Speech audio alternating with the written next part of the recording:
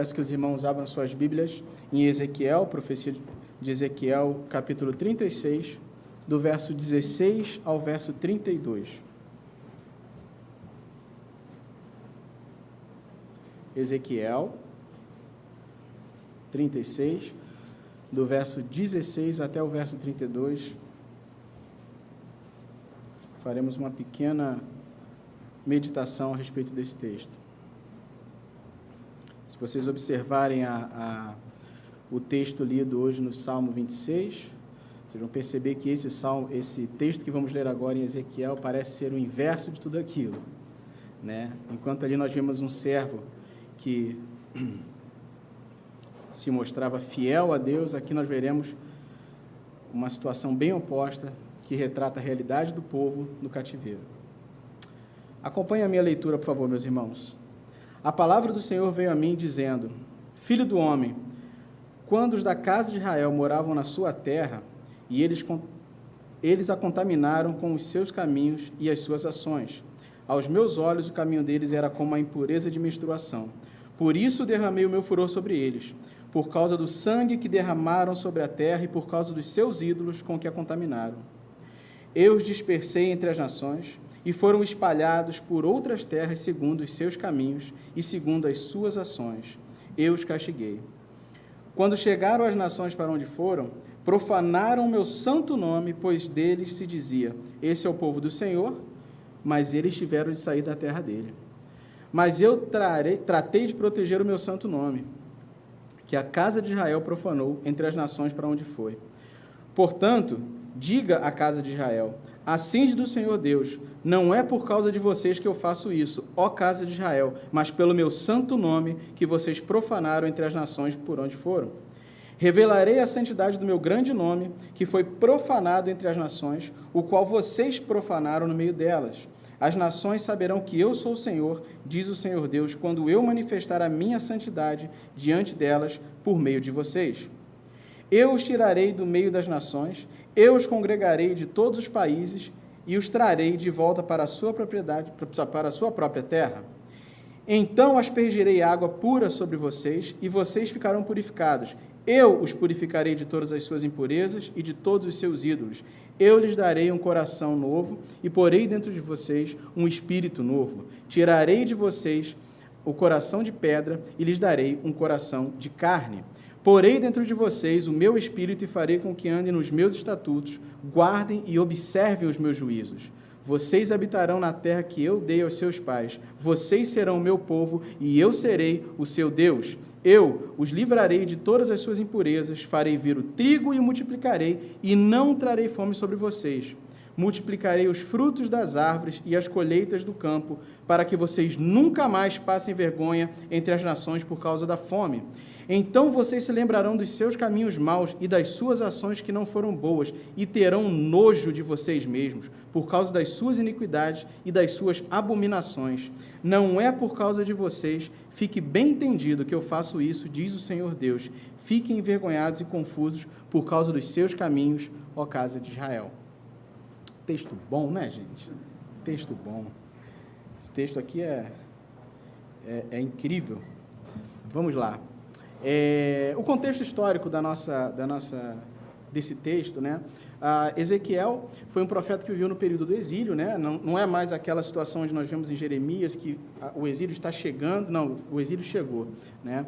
A primeira visão que Ezequiel tem, já se passaram 5 anos do exílio, ele já está lá, né? Ele já tinha aproximadamente, ele estava fazendo ali 30 anos, né? Ali já na Babilônia, a idade em que ele seria consagrado como um sacerdote, se ele estivesse em Jerusalém. E se você observar por todo o livro de Ezequiel, você vai perceber que o ofício de profeta de Ezequiel foi um ofício muito difícil. Foi extremamente difícil ser o profeta Ezequiel, né? Não apenas pelo momento histórico que ele estava vivendo, mas pela natureza e pela forma que Deus escolheu para que Ezequiel entregasse a sua mensagem. Por diversas vezes, o profeta se utilizou de um tipo de teatro de rua, né, para poder passar a mensagem que Deus estava mandando que ele passasse. Por alguns momentos, ele teve que passar por momentos, por situações muito duras, né? Em algum momento ele teve que fazer uma pequena, como se fosse uma maquete, um desenho de Jerusalém, né, para mostrar ali a situação. Teve situações que ele teve que ficar deitado durante 1 ano, se alimentando de alimentos cozidos sobre fezes humanas. Enfim, situações terríveis, se você for lendo toda a profecia de Ezequiel. Mas era a forma como Deus escolheu. Olha, é para mostrar quão terrível está a situação do meu povo. Então, é para chocar, é para assustar, para vocês terem noção do que está acontecendo. Vamos, então, ao texto, meus irmãos. É uma mensagem de Deus para o seu povo, sobre a realidade espiritual deles, né? É uma mensagem dura, mas ela é verdadeira e necessária para a redenção de Israel. Os primeiros 4 versos diz assim, né? A palavra do Senhor veio a mim dizendo: Filho do homem, quando os da casa de Israel moravam na sua terra, eles a contaminaram com os seus caminhos e suas ações. Aos meus olhos, o caminho deles era como a impureza de menstruação. Por isso derramei o meu furor sobre eles, por causa do sangue que derramaram sobre a terra e por causa dos seus ídolos com que a contaminaram. Eu os dispersei entre as nações e foram espalhados por outras terras, segundo os seus caminhos e segundo as suas ações, eu os castiguei. Irmãos, por diversas vezes na profecia de Ezequiel, os pecados que levaram o povo ao cativeiro são mencionados. Eles precisam ser colocados aqui: a sua idolatria, a sua prática de injustiça social, a corrupção dos seus líderes, dos seus sacerdotes, dos seus profetas. É muito importante para a entrega dessa mensagem que o povo tenha clara consciência de por que o mal sobreveio sobre eles. Sobreveio sobre eles. Está certo isso? Sobreveio sobre eles. Eu sou ruim de português. Então, vamos continuar. Era necessário, irmãos, que eles tivessem a clara compreensão de que havia uma causa e uma consequência, né? O pecado deles, a leviandade, né? A ignomínia que eles trouxeram para o nome de Deus, era uma razão mais do que suficiente para eles estarem sofrendo toda a tristeza, toda a desgraça daquele exílio. Já nesses primeiros versos, Deus deixa claro o quanto abomina o pecado desse povo e o quanto esse pecado está diretamente ligado à situação em que eles se encontram. O Senhor não está fazendo um pequeno remendo na vida das pessoas ali. Ele está restaurando um povo. E esse processo, ele precisa começar pela correção dos parâmetros e da visão que esse povo tinha a respeito de Deus e deles mesmos. Não é difícil imaginar que algumas pessoas do povo de Israel, naquele momento, pudessem acreditar que Deus havia se afastado deles. Olha onde é que a gente está, exilados, né? Tão distante de Jerusalém, né? da cidade de Deus. Estamos aqui sofrendo. Deus nos esqueceu. Mas Deus é o Deus de Israel. O povo talvez tenha se esquecido dele, mas ele jamais se esqueceu deles. O que nós vemos aqui, infelizmente nesse momento, é o furor de Deus, como um instrumento de correção e restauração para o seu povo. Continuava sendo o povo de Deus. Uma mão pesada estava sobre eles, mas era a mão do seu Deus, trazendo restauração e não juízo. Verso 20 e 21 diz: Quando chegaram as nações para onde foram, profanaram o meu santo nome, pois dele se dizia: esse é o povo do Senhor, mas eles tiveram de sair da terra dele. Mas eu tratei de proteger o meu santo nome, que a casa de Israel profanou entre as nações para onde foi. Irmãos, aqui nesses 2 versos, 20 e 21, nós vemos então a razão clara, tanto da ira do Senhor, quanto da necessidade da restauração do povo. E a razão é: o seu nome havia sido profanado. Deus não permitiria isso. Ele mostra claramente aqui a santidade do seu nome. O povo que foi chamado, observem a tristeza dessa situação, o povo que foi chamado para ser uma luz entre os povos, um farol no meio da escuridão de pecados e de idolatria, de todos aqueles povos que cercavam Israel, não apenas deixou de brilhar, mas desejou estar na escuridão e viver como os povos viviam, sem luz. Observe, meus irmãos, o grau de abominação e vergonha que esse povo se encontrava. Eles tinham um chamado completamente diferente disso. Verso 22 a 24, portanto, diga à casa de Israel: assim diz o Senhor Deus, não é por causa de vocês que eu faço isso, ó casa de Israel, mas pelo meu santo nome, que vocês profanaram entre as nações para onde foram. Revelarei a santidade do meu grande nome, que foi profanado entre as nações, o qual vocês profanaram no meio delas. As nações saberão que eu sou o Senhor, diz o Senhor Deus, quando eu manifestar a minha santidade diante delas por meio de vocês. Eu os tirarei do meio das nações, eu os congregarei de todos os países e os trarei de volta para a sua própria terra. Deus iniciou, então, irmãos, mostrando ao povo que quem eles eram e quem eles deveriam ter sido. E mesmo agora, quando ele começa a falar quem ele é, o Senhor também está ensinando ao povo sobre eles. Eu sou o Deus que tirou vocês, eu sou o Deus que cuida de vocês, sou o Deus que fará isso, que restaurará vocês, que limpará vocês. Então, mesmo quando ele está falando para eles, ele está falando dele mesmo. E é isso que realmente importa. O santo nome do Senhor é a causa da restauração do povo de Israel. Essa é a razão. E essa restauração será mais um meio que o Senhor está usando para revelar a sua santidade e a sua glória para os outros povos, aqueles que ainda não conhecem e não temem.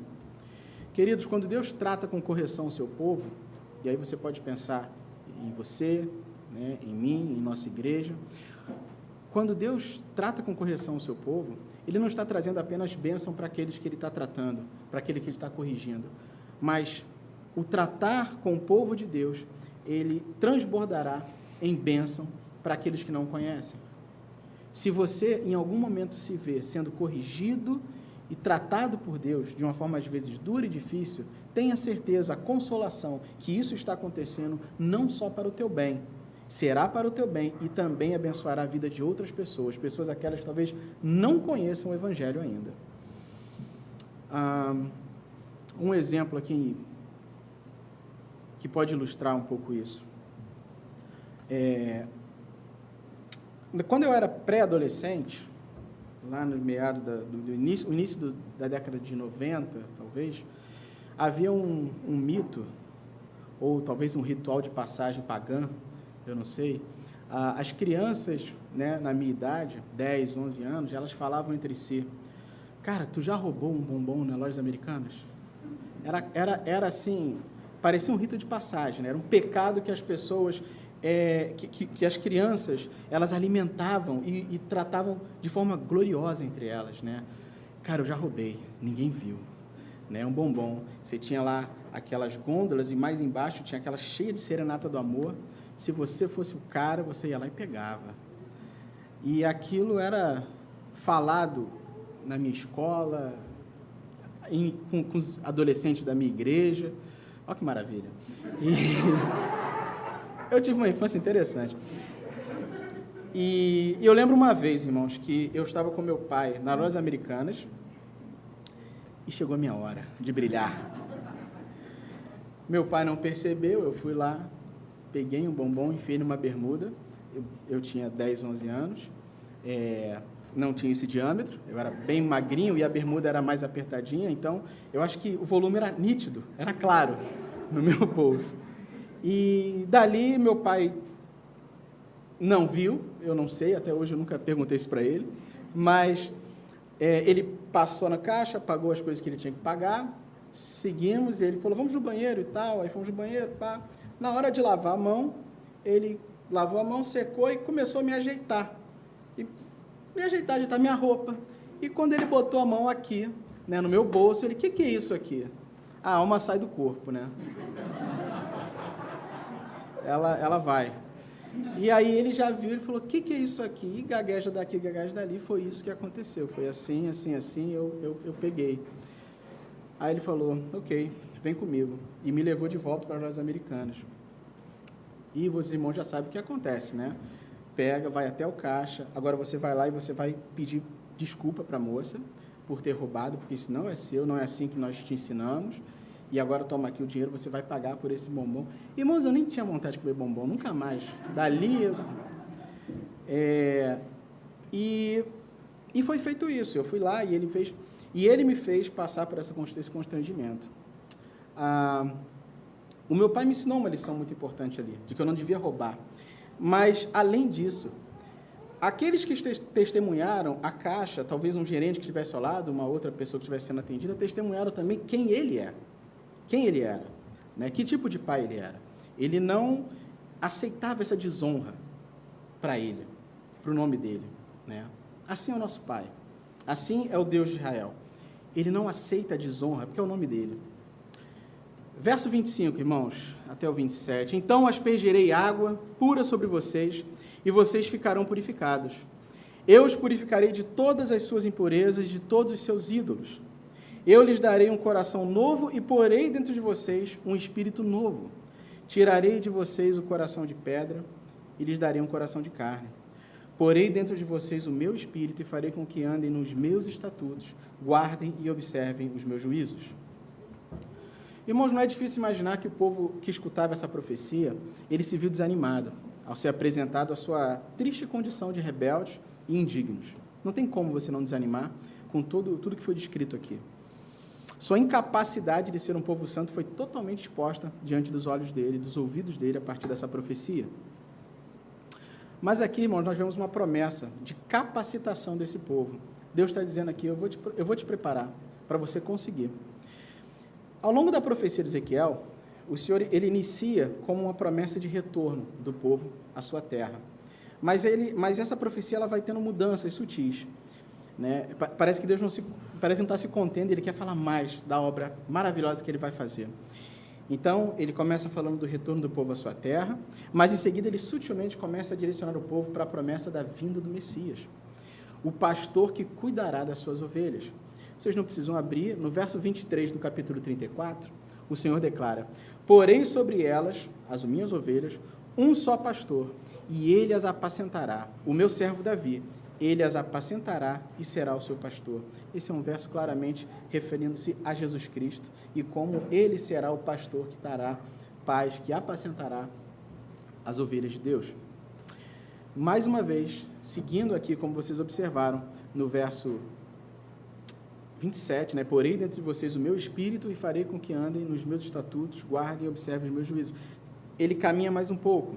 Falou do retorno do povo à terra, falou da vinda do Messias, do pastor que cuidará, e agora ele desenvolve e promete o Espírito dele, o Espírito de Deus, para garantir que a mudança que o povo precisa acontecerá.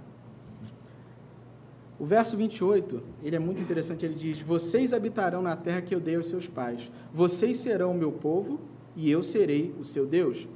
Duas coisas que eu quero observar aqui, irmãos. Primeiro, a parte quando ele fala eu dei aos seus pais, quando ele fala isso da terra, é importante observar que ele está se referindo a um pacto feito. Ele está se referindo, olha, eu prometi aos seus pais essa terra. Então, essa terra é deles. Mas, talvez algumas pessoas possam trazer o valor dessa promessa. Olha, ele prometeu aos meus pais. Olha aí, meus pais têm direito. Irmãos, o grande ponto aqui, eu dei aos seus pais, está no eu dei. Quem deu? Minha palavra não muda. Os pais não são a garantia da promessa de habitarem na terra, mas o nome de quem a prometeu. Aquilo que Deus promete, irmãos, ele cumpre. E essa é uma lição muito importante a respeito do caráter de Deus. E quando eu digo lição, não é para que você entenda mais sobre Deus, simplesmente, mas que você traga isso para a sua vida. Aqueles que trabalham fora, né, e convivem com pessoas que não conhecem a Deus, que o teu proceder reflita isso, que você mostre que a tua palavra dita é suficiente. Se você falou que você vai fazer, você vai fazer. Aqueles que são pais, né, essa é uma lição, é a lição número 1 de vou ser pai. A lição número 1 é essa. Quando você falar uma coisa para o seu filho, você tem que fazer. E se você falar que ele não vai fazer, ele não vai fazer. Toda vez que a gente erra nisso, a gente enfraquece a educação dos nossos filhos. Né? Isso aí, para quem está nessa luta da paternidade, sabe muito bem disso. Né? É importante que você tenha uma palavra firme e que ela seja uma só. E isso reflete o caráter de quem te salvou, reflete o caráter do seu pai. Muito bem. Irmãos, na segunda parte ele fala, vocês serão o meu povo e eu serei o seu Deus. Não está escrito aqui, vocês serão o meu povo quando eu for o Deus de vocês. Não, é graça, irmãos, é sempre graça. Não há mérito, não há condição que você estabeleça. Ele nos amou primeiro. Ele garante os dois lados do pacto. Assim como ele fez em Abraão e Gênesis, ele está garantindo isso. Ele vai sustentar. Talvez em algum momento da tua caminhada, você possa se entristecer com o teu próprio pecado, se entristecer com os caminhos que muitas vezes você trilha ao se afastar da palavra, ao se afastar daquilo que Deus tem te ensinado, mas lembre-se, o Senhor é que te garante Ele é capaz de te trazer de volta. Ele colocou o Espírito dele em você para que você permaneça firme. Então, confie. Toda vez que você desconfia da tua própria caminhada cristã, meu irmão, você não está desconfiando de você, não. Você pode até pensar que está desconfiando de você, mas você está desconfiando daquele que te deu o poder e a capacidade de fazer essa caminhada. Ele prometeu que ele vai te suster. Então, simplesmente confie na palavra dele e continue caminhando. Levante-se, peça perdão e continue caminhando.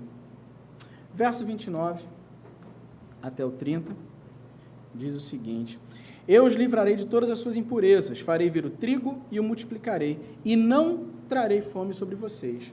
Multiplicarei os frutos das árvores e as colheitas do campo, para que vocês nunca mais passem vergonha entre as nações por causa da fome. Notem, meus irmãos, aqui ele fala um pouco sobre bênção material, né? E é interessante que aqui você observa o seguinte: o pecado, ele nos separa de coisas boas. Ele nos separa de coisas boas. O meu sogro, ele costuma citar muito o verso 22, a primeira parte do verso 22 de Provérbios 10, que diz: a bênção do Senhor enriquece. Ele costuma usar muito esse trecho da Bíblia, né? A bênção do Senhor enriquece. Quando ele quer fortalecer um jovem que, às vezes, ele está naquele momento de decisão sobre que caminho tomar, se ele vai fazer faculdade, se ele vai fazer... E, às vezes, ele está numa situação que, olha, eu tenho que me dedicar muito, então eu vou ter que deixar a minha leitura bíblica, eu tenho que deixar os meus serviços na igreja, não está dando para ir para a igreja, porque eu estou estudando para um concurso. Irmãos, a bênção do Senhor enriquece. A bênção do Senhor enriquece. Eu não vou gastar o meu tempo aqui dando exemplos na minha vida. Eu poderia fazer isso, mas levaria muito tempo para falar quantas vezes o Senhor tem abençoado a minha vida, a minha família. E Ele faz isso, irmãos, não só através do meu trabalho, mas Ele faz isso através da igreja. Por quantas vezes irmãos aqui me abençoaram materialmente, abençoaram a minha família, abençoaram a minha esposa, abençoaram meus filhos. Isso acontece o tempo todo, menino, porque a bênção do Senhor é ela que enriquece. E observe, eu não estou pregando prosperidade, não estou. Eu só estou dizendo, irmãos, que a restauração espiritual de um povo, ela vai refletir restauração em todas as áreas. E ela vai fazer com que esse povo reconheça a graça e a provisão de Deus. Eu continuo tendo dívidas, irmãos. Eu continuo preocupado com cheque especial. Mas eu ainda assim, mesmo nessa situação, sou abençoado de várias outras formas, materialmente. Eu posso reconhecer isso porque o Senhor é gracioso comigo. O Senhor é muito misericordioso comigo. Então, a gente precisa ter uma visão, os nossos parâmetros devem ser moldados para que a gente enxergue isso, que Deus tem cuidado de nós. Talvez você possa parar um pouco e pensar, né, que mesmo que você não esteja numa condição de esbanjar, mas na tua história, Deus tem sido misericordioso materialmente com você. Pense um pouco. Conte as bênçãos, como diz aquele hino antigo, né? Verso 31, ele diz: então vocês se lembrarão dos seus maus caminhos e das suas ações que não foram boas, e terão nojo de vocês mesmos por causa das suas iniquidades e das suas abominações. Irmãos, a culpa do pecado é algo muito pesado. É algo que nos envergonha e que nos entristece. Porém, esse verso aqui, ele é um marco para o povo de Deus. E de tempos em tempos, nós, o povo de Deus, precisamos voltar nesse marco. Por que eu digo isso, irmãos? Para que nós não caiamos no pecado de relativizar a imundície do nosso pecado. Nós precisamos voltar aqui e falar: eu tenho que ter nojo. Eu tenho que ter nojo. Uma das piores coisas que acontece com o cristão é quando ele começa a relativizar o seu pecado. É quando ele começa a achar que não é tão ruim assim. Para pensar, irmãos. Não se engane. Quando você vê igrejas aí, né, que deixaram de pregar sobre arrependimento, sobre a obra redentora de Jesus Cristo, onde é que isso aconteceu? Quando começou? Quando elas começaram a não se preocupar com o próprio pecado, a não ter nojo do seu pecado. Nós somos livres da culpa do pecado. Jesus tirou isso de nós. Eu não estou defendendo que você deva se sentir culpado pelo seu pecado, porque Jesus levou a culpa na cruz. Mas o que eu estou dizendo é, não relativize, não ache que foi qualquer coisa, porque quando você faz isso, você enfraquece a tua caminhada e você desmerece a obra sacrificial de Jesus na cruz. Por fim, irmãos, o verso 32, ele diz: não é por causa de vocês, fique bem entendido, que eu faço isso, diz o Senhor Deus. Fiquem envergonhados e confusos por causa dos seus caminhos, ó casa de Israel. Essa mensagem ela é dura, mas ela é importantíssima. É necessário que o povo entenda que o que há de mais importante para Deus é a sua glória, é a glória do seu nome. A mensagem de que o centro da vontade de Deus é exaltar e reconhecer sua própria santidade, ela foi mais uma vez colocada aqui. Uma vez um grande pregador, ele disse: Deus está mais preocupado com sua própria glória do que com a salvação de pecadores. Irmãos, não tem como dourar essa pílula. É verdade. A maior preocupação do Senhor é a sua glória, mas isso não quer dizer que Ele não nos ame e que Ele não salvará pecadores, mas quer dizer que para a sua glória Ele nos ama e Ele salvará pecadores. Irmãos, a exaltação e o reconhecimento de quem é Deus simplesmente nos coloca no lugar certo. Somos pequenos, somos insuficientes, mas somos alvos da sua misericordiosa graça. Quero fazer algumas poucas aplicações aqui para concluirmos. Primeiro, a consciência do seu próprio pecado e da gravidade desse pecado aos olhos santos de Deus é uma condição primária para a restauração do seu povo. A primeira mentira, irmãos, do diabo para o homem abraçar o pecado é diminuir a dignidade da palavra de Deus no coração do próprio homem. Lembra só, o diabo vira e fala para Eva: foi isso mesmo que ele disse? Será que você não pode comer? Será que você vai morrer mesmo? É isso. O primeiro pecado, a primeira tentação que é apresentado para o homem é isso. Reduza um pouco a santidade daquilo que Deus falou, reduza um pouco a seriedade de obedecer a Deus. Será que é isso mesmo? Então, a primeira aplicação é necessário que tenhamos consciência da gravidade de quando fazemos isso, da gravidade de desconsiderar a santidade da palavra do Senhor. Uma segunda aplicação: a restauração do povo de Deus não é algo que se justifica em si mesmo. Ela se justifica na exaltação da santidade de Deus. E isso não se expressará apenas em meio ao seu povo. O cair e o levantar do povo de Deus servirá como uma forma de proclamação da santidade de Deus. Uma terceira aplicação: a restauração espiritual de um povo, ela afetará a sua condição material, mas também não como um fim em si mesmo, mas como meio também de proclamação e testemunho da santidade desse povo. Se você vê, irmão, algum cristão que tem sido abençoado materialmente por Deus, mas que não tem demonstrado isso como graça de Deus e não tem transbordado isso, né, para aqueles que o cercam, alguma coisa está errada na leitura bíblica desse irmão. Ele precisa reler e rever o que ele está fazendo. Uma quarta aplicação, irmãos: o Senhor apaga as nossas transgressões. A cruz nos garante isso. Contudo, nós não devemos desconsiderar o peso do pecado e o quanto ele ofende a santidade de Deus. Irmãos, novamente, sem essa consciência, nós vamos afetar e vamos enfraquecer a nós mesmos na nossa caminhada com Deus e vamos desconsiderar o valor da obra de Jesus na cruz do Calvário. Para concluir, meus irmãos, pense bastante nisso, preste bastante atenção. Toda e qualquer dignidade, valor e honra que você puder encontrar em você mesmo, meu irmão e minha irmã, não pertence a você. Eu vou repetir: toda dignidade, valor e honra que você pode encontrar em você não te pertence. Não foi uma conquista sua, mas foi concedida a você na obra de Jesus Cristo na cruz. Pertence a Ele, é uma conquista dele. Essa declaração, ela pode soar muito derrotista, né, muito triste para aqueles que estão mortos espiritualmente, mas não para você, meu irmão, minha irmã. Você tem as lentes de Cristo, você tem as lentes dadas pela palavra dele.